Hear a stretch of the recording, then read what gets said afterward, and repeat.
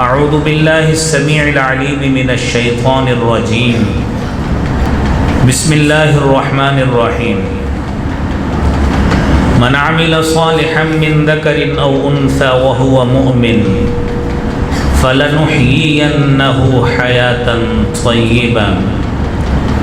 صدق اللہ العظیم۔ حمد و سلام، تعریف،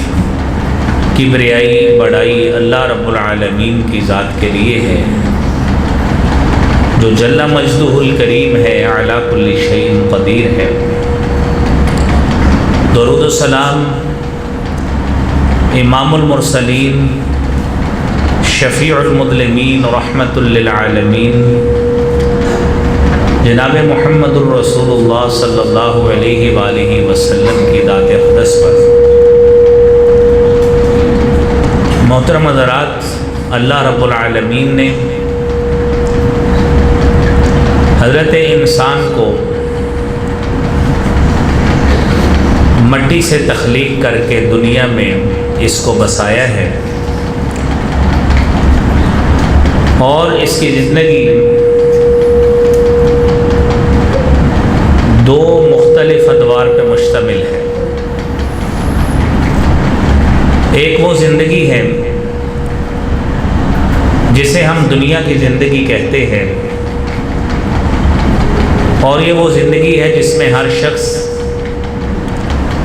اپنی زندگی کے سال، جس میں کوئی بچہ شیر خوری میں چلا جاتا ہے، کوئی لڑک پن میں چلا جاتا ہے، کوئی جوانی کے عالم میں جاتا ہے، کوئی بلوغت کے عالم میں جاتا ہے، کوئی ادھیڑ عمر میں چلا جاتا ہے۔ اپنی زندگی جو اللہ تعالیٰ نے دنیا کی اس کے لیے لکھ دی ہے، عمر لکھ دی ہے، یہ وہ دنیا کی عمر پوری کرتا ہے، یہ اس کی زندگی کا ایک حصہ ہے۔ اس کے بعد اس کی اخروی زندگی شروع ہوتی ہے، جس کی پہلی سیڑھی برزخ ہے، کہ جیسے ہی دنیا کی موت واقع ہوتی ہے، قیامت کبریٰ تک وہ برزخ کی زندگی گزارے گا، اور اسی میں ہی دوسرا حصہ اس کی اخروی زندگی ہے، جو جنت یا جہنم کی صورت میں اس کے پاس آخرت میں اس کو ملے گی۔ عقل مند انسان وہ ہے، ذی شعور انسان وہ ہوتا ہے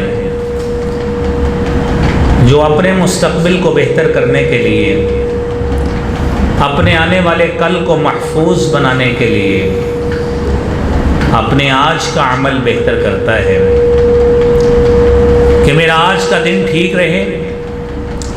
آج کے دن اچھا عمل رہے، خوشگوار زندگی گزرے، سہولت والی گزرے، اور پریشانی کے بغیر گزرے۔ یہ وہ دنیا کی زندگی چاہتا ہے، اور ساتھ خواہش بھی رکھتا ہے کہ اسی بنیاد پر ہی میری اخروی زندگی بھی اور اس سے بہتر ہو، جس میں کسی قسم کی کوئی پریشانی نہ ہو، کسی قسم کی کوئی ایسی آخرت میں اللہ کی طرف سے کوئی آزمائش نہ پڑ جائے کہ میرے لیے میری جنت مجھ سے دور ہو جائے۔ لہذا مومن آدمی اپنی دنیا کی زندگی کو اچھی زندگی تب ہی سمجھتا ہے جب وہ دین اور شریعت کے معاملات کو بروئے کار لاتے ہوئے اپنے شب و روز گزارتا ہے، اور حقیقت میں یہی اس کی کامیاب زندگی ہے۔ ہماری آج کی گفتگو ہے ہی یہی کہ دنیا کی کامیاب زندگی ہو کیسے سکتی ہے، اور یاد رہے کہ اسی بنیاد پر ہی ہماری آخرت کی زندگی ہونی ہے۔ دنیا میں اگر ہم بے عمل رہے، دنیا میں بے نماز رہے، تارک نماز رہے، تارک زکوٰۃ رہے، عبادات سے پہلو تہی کرتے رہے، تو یہ خارج از امکان بات ہے، یعنی انسان کو یہ سوچنا ہی نہیں چاہیے کہ وہ جنت کا بہت بڑا امیدوار ہے، کیونکہ اس نے ان بنیادی شرائط کو پورا ہی نہیں کیا جو اس کو جنت کے لیے کوالیفائی کرتی ہے۔ سب سے پہلی بات، دنیا کی زندگی کو کامیاب دیکھنا چاہتے ہو سعادت مند دیکھنا چاہتے ہو، خوشگوار دیکھنا چاہتے ہو، پریشانیوں سے دور دیکھنا چاہتے ہو، تو سب سے پہلی بات ہے ایمان کے ساتھ عمل بھی کیا جائے۔ میرے بھائیوں، آج دنیا میں آپ کو ہر جگہ پہ، ہر شہر میں، ہر قریہ میں، ہر نگری میں، ہر بستی میں بیسیوں نہیں، سینکڑوں نہیں، ہزاروں نہیں، لاکھوں نہیں، کروڑوں نہیں، اربوں کی تعداد میں دنیا میں مسلمان آپ کو ملتے ہیں، لیکن ہر انسان کا عمل ہے جو اس کو اللہ رب العالمین کے ہاں کامیاب بنائے گا، اللہ رب العالمین کے ہاں اس کو کامرانی عطا کرے گا۔ یہ بنیاد اس کا عمل ہوگا۔ رسول کریم صلی اللہ علیہ وآلہ وسلم نے اسی لیے فرمایا تھا کہ من بطأ بہ عملہ لم یسرع بہ نسبہ، کہ جس شخص نے عمل کے اعتبار سے تاخیر کر دی، عمل نہیں کیا، ایمان قبول کر لیا ہے، ایمان لے آیا ہے، نہ نماز پڑھتا ہے، نہ روزہ رکھتا ہے، نہ حقوق کی ادائیگی کرتا ہے، اور معاملات میں وہ انتہائی کورا ہے، کوئی کسی قسم کے اس کے معاملات ٹھیک نہیں ہیں، عملی اعتبار سے انتہائی کوتاہ شکل ہے، فرمایا لم یسرع بہ نسبہ، اس کی نسبت کسی کے ساتھ بھی ہو تو اس کا نسب نامہ اس کو جنت میں نہیں لے کے جا سکتا جب تک اس کی عملی شکل موجود نہیں ہوگی۔ قرآن کریم میں اللہ رب العالمین نے مختلف جگہ پہ یہ بات فرمائی ہے، آپ دو جگہ سنیے۔ خطبہ مسنونہ میں آپ نے آیت سنی، من عمل صالحا من ذکر او انثى وهو مؤمن فلنحيينه حیاتا طیبا، وہ شخص دنیا میں مشرق کا ہو، مغرب کا ہو، شمال کا ہو، جنوب کا ہو، عرب سے ہو، عجم سے ہو، دنیا کے کسی خطۂ عرض سے بھی تعلق رکھتا ہو، شرط اللہ رب العالمین نے بنیادی لگائی ہے، من عمل صالحا من ذکر او انثى وهو مؤمن، بنیاد یہ ہے ایمان لایا ہو، ایمان کے بعد نیک عمل کرنے والا ہو۔ رب کریم کا وعدہ ہے فَلَنُحْيِيَنَّهُ حَيَاةً طَيِّبًا، اس کی زندگی دنیا کی بھی پاکیزہ اور خوشگوار بنے گی۔ اللہ تعالیٰ اس کو ذہنی لحاظ سے اطمینان عطا فرماتے ہیں، قلبی لحاظ سے اس کو سکون عطا فرماتے ہیں، اور اس کو دنیاوی لحاظ سے نعمتیں کم بھی ہوں تو اس کو ٹینشن اور پریشانی نہیں ہوتی، وہ ہر لحاظ میں اللہ کا قدردان رہتا ہے۔ اور جب وہ اللہ کا قدردان رہے، اس کی نعمتوں کا شاکر اور شکر گزار رہے، تو یہ اللہ رب العالمین کی کتنی بڑی نعمت ہے کہ اس کی زندگی ٹینشن فری ہو جائے گی اور اس کی زندگی خوشگوار پلیزنٹ لائف بن جائے گی، پھر اس کو کسی قسم کی پریشانی نہیں ہوتی،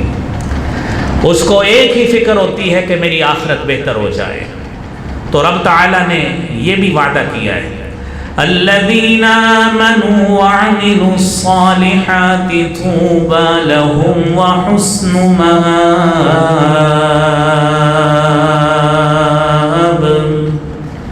وہ لوگ جو ایمان لائے، ایمان لانے کے بعد عملی لحاظ سے کوتاہ شکل نہیں ہوئے، کوتاہی نہیں کی، غفلت نہیں کی، نیک عمل کا تسلسل جاری رکھا ہے، آپ نے فرائض بھی پورے کیے، آپ نے قرآن کی تلاوت بھی کی، آپ نے سنت پہ بھی ڈٹ کے عمل کیا، آپ نے تلاوت قرآن بھی کی، ذکر و اذکار بھی کیے، ہر لحاظ سے جو اچھے سے اچھا عمل ہو سکتا تھا، صدقات فرضیہ ہوں، نافلہ نے وہ بھی ادا کیے، آپ نے ہمسایوں کے، رشتہ داروں کے حقوق بھی ادا کیے، آپ کے پاس گاہک موجود ہے، دکاندار ہیں، ان کے حقوق آپ نے پراپرلی ادا کیے، آپ نے اپنے ماتحتوں کے حقوق ادا کیے، جہاں کہیں زندگی میں آپ کا کسی کے ساتھ تعلق ہے، آپ نے شرعی تقاضے کے مطابق اس کو نبھانے کی کوشش کی۔ میرے رب تعالیٰ کا وعدہ ہے طوبیٰ لہم،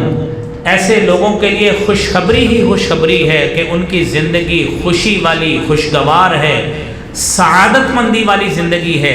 اور دنیا بھی سعادت مندی میں گزرے گی، اور انشاءاللہ جب رب کے پاس جائیں گے حسن و مآب، ان کا وہ ٹھکانہ بھی بہت دنیا سے بہتر شکل میں ان کو ملے گا۔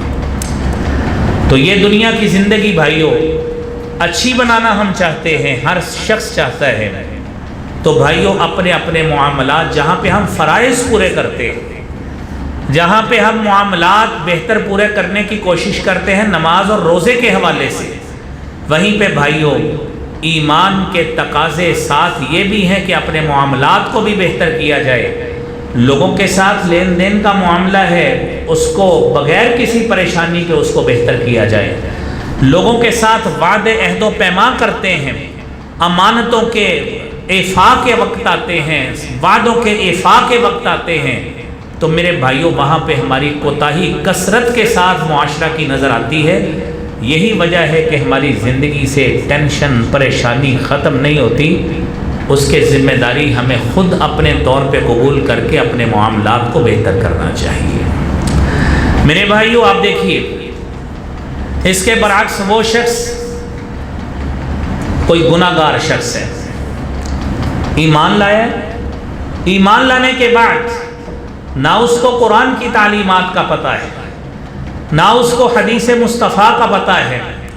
نہ سیرت طیبہ کا پتہ ہے، نہ اس کو گھر میں اپنی بیوی، اپنے بچوں، اپنے والدین کے ساتھ حسن سلوک کا علم ہے کہ ان کے ساتھ سلوک کیسا کرنا ہے،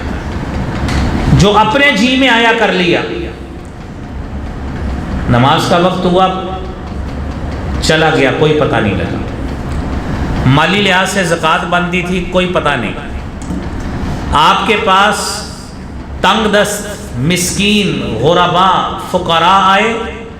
مال موجود تھا، نہیں دیا، دھتکار دیا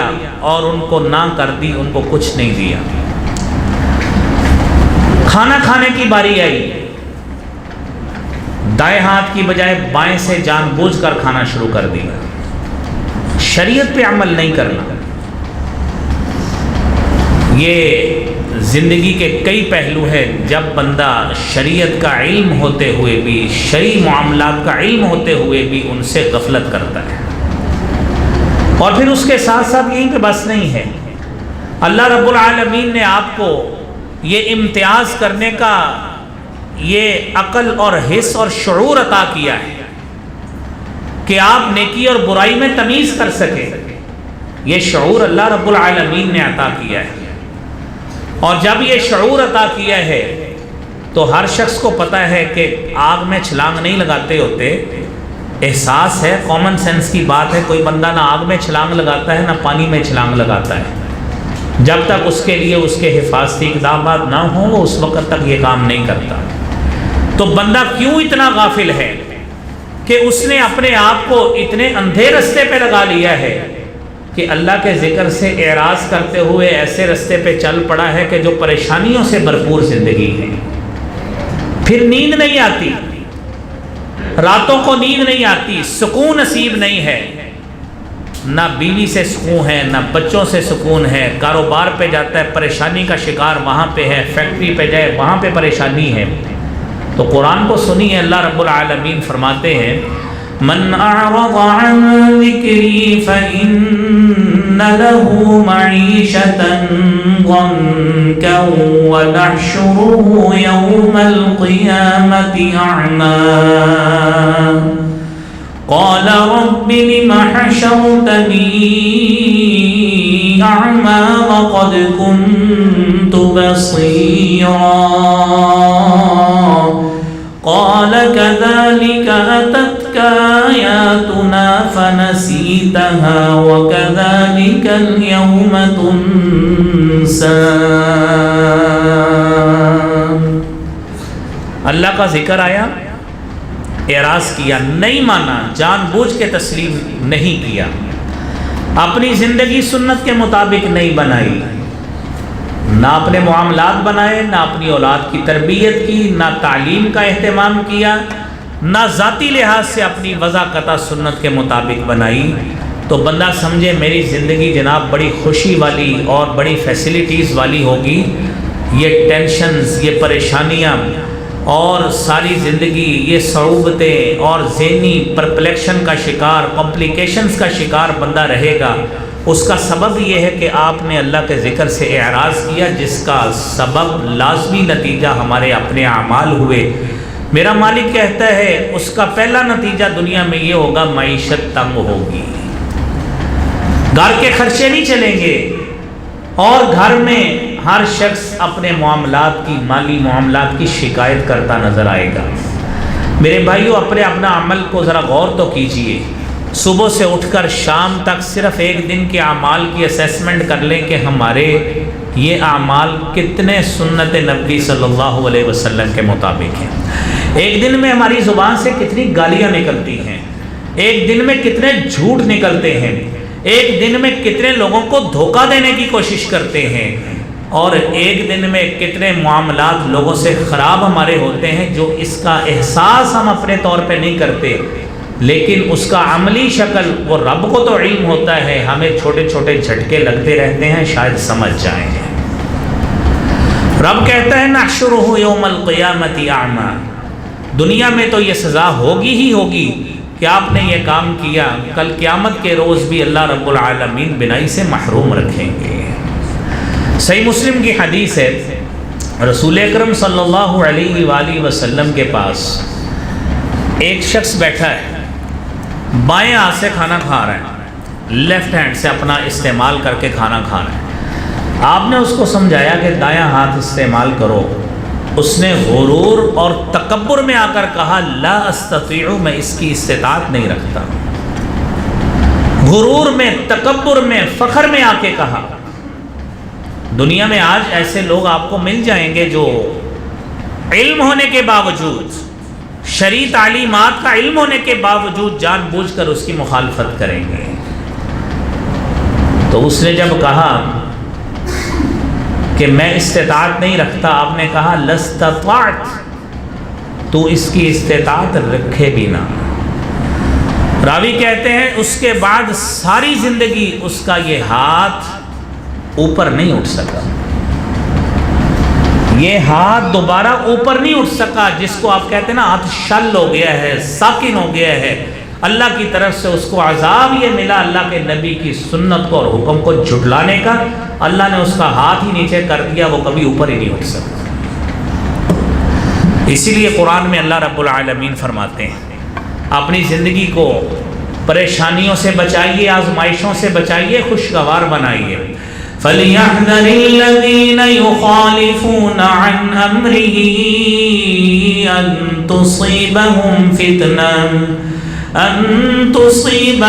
فِتْنَةٌ أَوْ يُصِيبَهُمْ عَذَابٌ أَلِيمٌ۔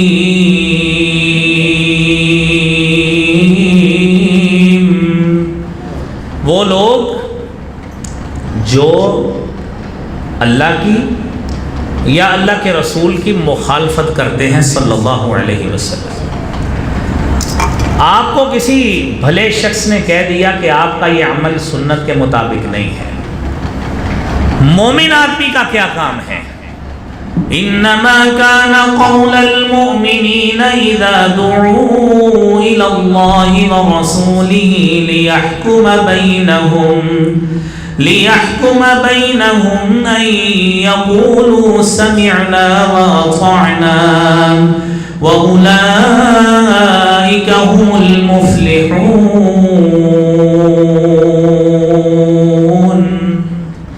مومن کی زندگی بہترین سے بہترین اسی بات میں ہے، مومن کو کہا آپ صبح اٹھے ہیں، آپ نے دعا نہیں پڑھی، اس نے کہا واقعتاً مجھ سے کوتاہی ہوئی، بیدار ہونے کی دعا مجھے پڑھنی چاہیے۔ جب وہ دعا پڑھ لے گا دل مطمئن ہو جائے گا، سارا دن اس بنیاد پہ مطمئن گزرے گا۔ گھر سے باہر نکلا ہے، سنت کے مطابق اس نے دعا کی، نماز پڑھی، مسجد میں جا کر مسجد میں نماز پڑھنے کے بعد ذکر و اذکار سنت کے مطابق کیے، ہر عمل اس نے وہ کرنے کی کوشش کی جو میرے پیارے حبیب جناب محمد رسول اللہ صلی اللہ علیہ وسلم کا ہے۔ انسان ہے، کوتاہی ہو سکتی ہے،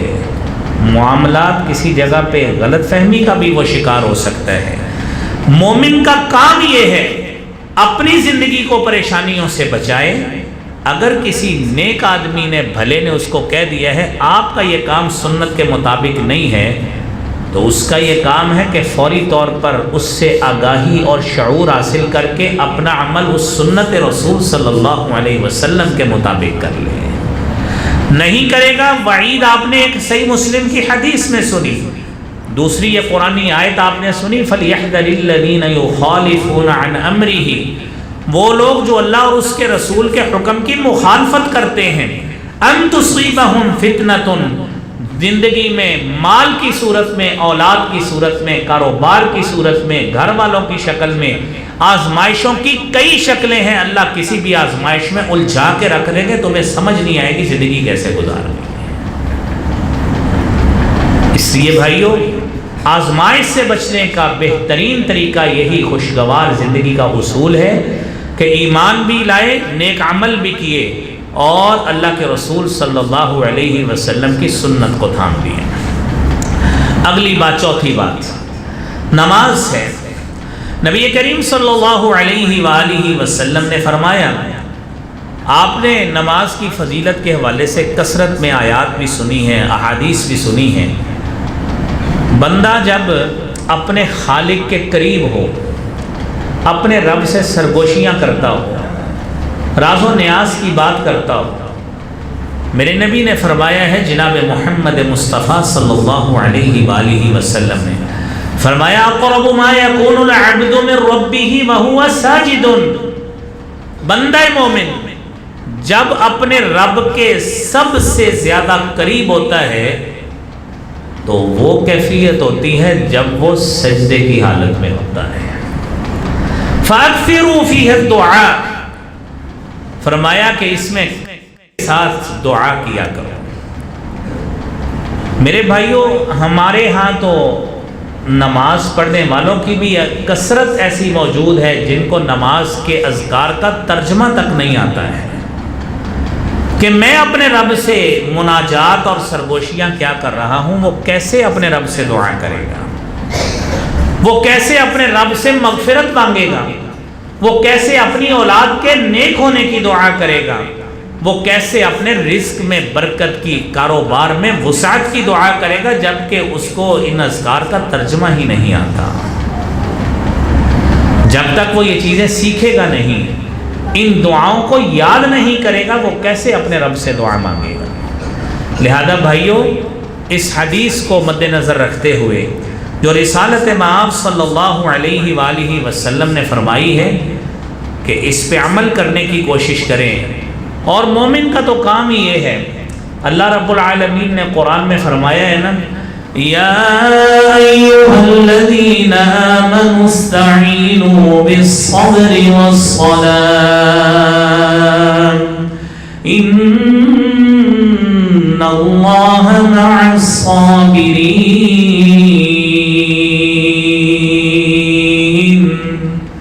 اے ایمان والو، تکلیف آئی، مصیبت آئی، آزمائش آئی، مدد اللہ کی چاہیے، مصیبت آئی ہے، صبر سے برداشت کرو، لیکن اللہ رب العالمین کے حضور جھک جاؤ، اپنے رب سے مناجات کرو، نماز کے ذریعے اپنے رب سے مدد طلب کرو۔ تاریخ ابن عساکر بڑی مشہور کتاب ہے، اس میں ایک واقعہ موجود ہے۔ حافظ ابن عساکر نے واقعہ لکھا ہے کہ ایک شخص شام کے علاقہ میں اپنے جانور پہ سواریاں لے کے جایا کرتا تھا، سامان لے کے جاتا تھا، کبھی سواریاں لے کے جاتا تھا۔ خلاصہ ہے اس کا واقعے کا، سن لیجئے۔ ایک دن اس کو ایک ایسا مسافر بھی ٹکر گیا جو اس کو اپنے کہے گئے راستے پہ لے گیا کہ ادھر کو چلیے، اس روٹ کو اپنائیے، میں ادھر سے جانا چاہتا ہوں۔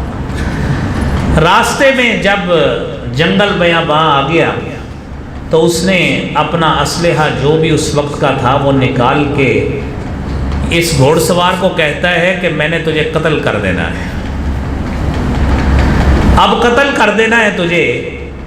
وہ بیچارہ کہتا ہے میں نے آپ کا کیا بگاڑا ہے، میں تو آپ کو بطور سواری لے کے آیا ہوں۔ آپ میں ہاتھ جوڑتا ہوں آپ کے آگے، میرا سارا سامان رکھ لیں، مجھے جانے دیں۔ وہ کہتا ہے یہ تو ہے ہی میرا ہے، میں نے تو آپ کو قتل کر دینا ہے۔ اب آپ تصور کیجئے اس نے اس کی منت اللہ کر کے، ہوتا تو وہی ہے جو رب تعالی نے لکھا ہوتا ہے۔ اس نے کہا مجھے 2 رکعتیں نماز پڑھ لینے دیجیے۔ حافظ ابن عساکر لکھتے ہیں کہ وہ نماز پڑھنا شروع ہو گیا، 2 رکعتیں اس نے نیت لیں۔ وہ بندہ خود بعد میں، کیونکہ بچ گیا تھا اللہ کی رحمت سے، بتاتا ہے مجھ سے لفظ نہیں مل رہے تھے کہ میں کیا کروں۔ وہ بندہ کہیں جا رہا تھا جلدی رکھتے پڑھو، میں نے آپ کی جان لینی ہے۔ نماز میں اس کے ذہن میں یہ آیت آئی، أَمَّن يُجِيبُ الْمُضْطَرَّ إِذَا دَعَاهُ وَيَكْشِفُ السُّوءَ وَيَجْعَلُكُمْ خُلَفَاءَ الْأَرْضِ أَإِلَٰهٌ مَّعَ اللَّهِ قَلِيلًا مَّا تَذَكَّرُونَ۔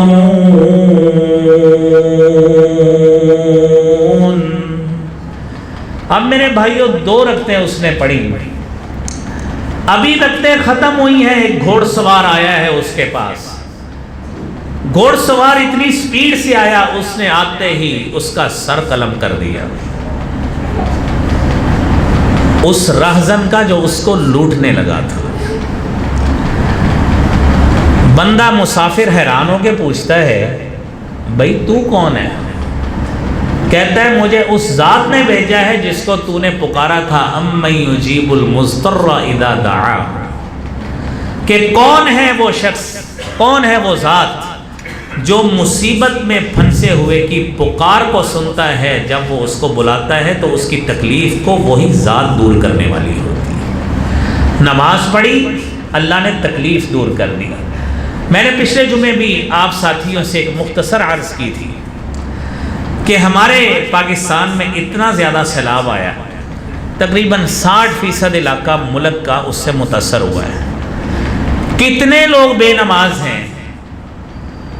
جن کے کانوں پہ یہ جوں رینگی ہو کہ بھئی ہم واقعتاً غفلت کا شکار تھے، اب ہمیں نماز پابندی سے پڑھنی چاہیے، کوئی ریشو نہیں۔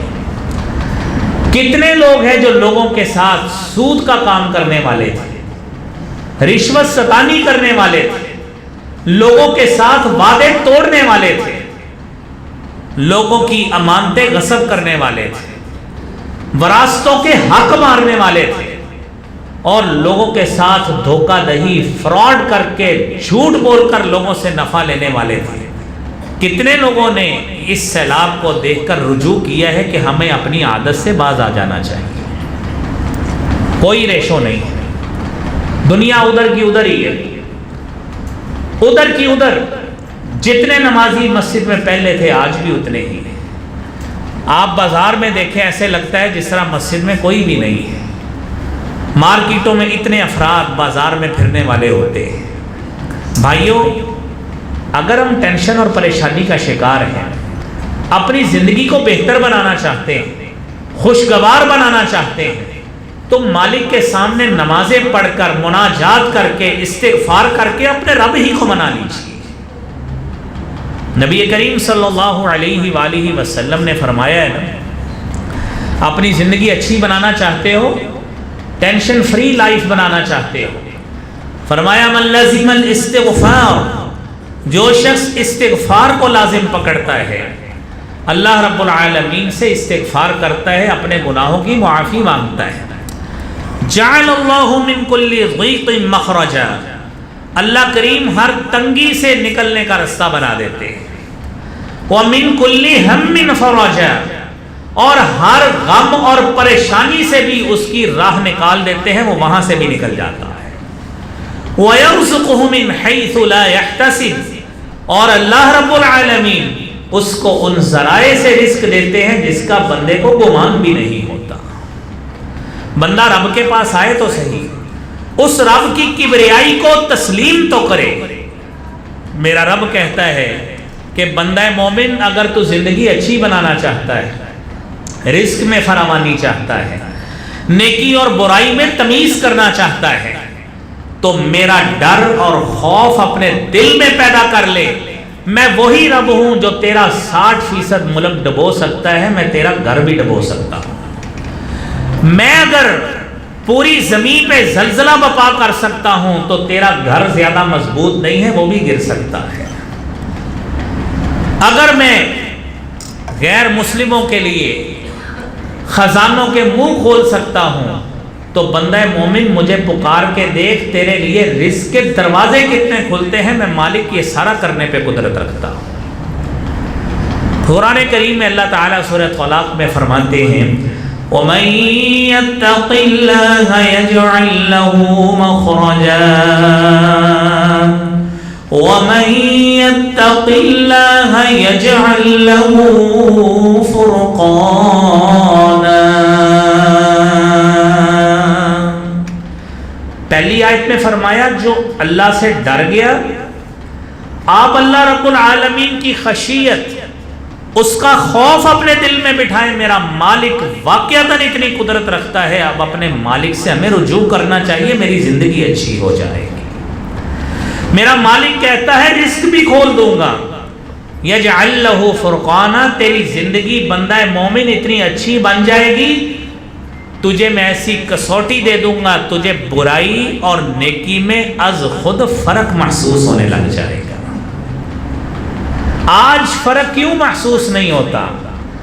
نہ نیکی کا پتہ لگتا ہے نہ برائی کا پتہ لگتا ہے۔ مومن کی تو پہچان یہ ہے، میرے نبی محترم صلی اللہ علیہ وسلم نے فرمایا تھا البر حسن الخلق، نیکی اچھے اخلاق کا نام ہے۔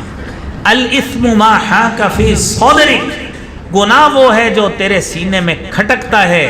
تیری ہارٹ بیٹ تیز ہو جاتی ہے، تجھے پتہ لگ جانا چاہیے یہ عمل اچھا عمل نہیں ہے۔ لیکن حدیث میں آتا ہے ان العبد اذا اخطأ نکتت علی قلبہ نکتۃ سوداء، بندہ مومن جب غلطی کرتا ہے، کوتاہی کرتا ہے، اس کے دل پہ سیاہ سپاٹ اور دھبا لگ جاتا ہے۔ فَإِن تَابَ، اگر وہ توبہ کر لے، اللہ کی رحمت شامل حال ہوتی ہے، میرا مالک بندے سے رضا کا اظہار کرتا ہے، اس کا دل صاف ہو جاتا ہے۔ اگر وہ توبہ نہیں کرتا، ایک غلطی کی، دوسری غلطی کی، غلطی در غلطی کی، یہ سیاہی دل پہ غالب آ جاتی ہے اور اس دل سے وہ کسوٹی ختم ہو جاتی ہے جو نیکی اور برائی میں فرق کرنے والی ہوتی ہے۔ پھر اس میں وہ فرق کرنے کی صلاحیت ختم، پھر ہم لوگوں کو دھوکہ دیں، ایمانداری کر لیں، کسی سے بھلائی کر لیں اور کثرت سے برائیاں کرتے رہیں، پھر اس میں کوئی فرق ہمیں محسوس نہیں ہوتا۔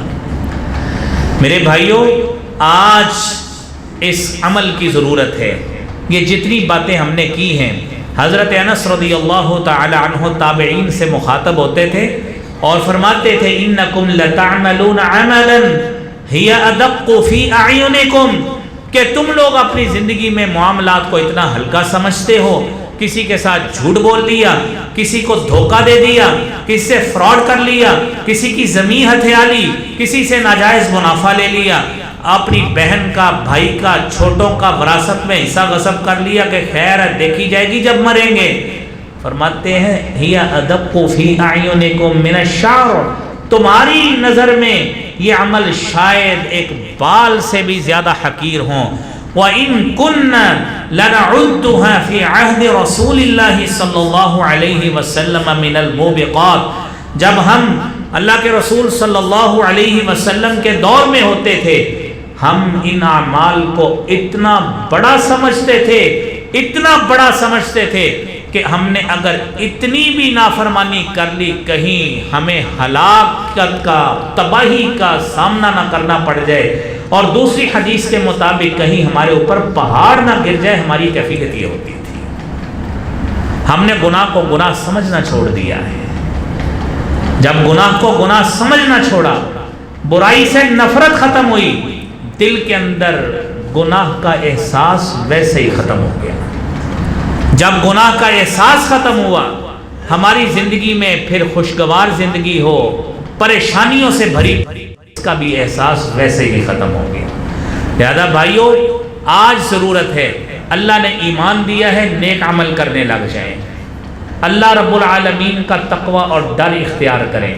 نماز کے ساتھ استغفار کے ساتھ اللہ رب العالمین سے مدد طلب کریں، دعاؤں کے ساتھ اللہ رب العالمین سے مدد طلب کریں، ہماری زندگی بہتر ہو، پریشانیوں کا اللہ رب العالمین کی طرف سے کوئی آزمائش ہے تو مالک ہم سے پریشانیوں کو دور رکھے۔ اللہ کریم میرے لیے بھی، آپ کے لیے بھی، ہم سب کے لیے اس بات کو اصلاح کا ذریعہ بنائے۔ وآخر دعوانا الحمدللہ رب العالمین۔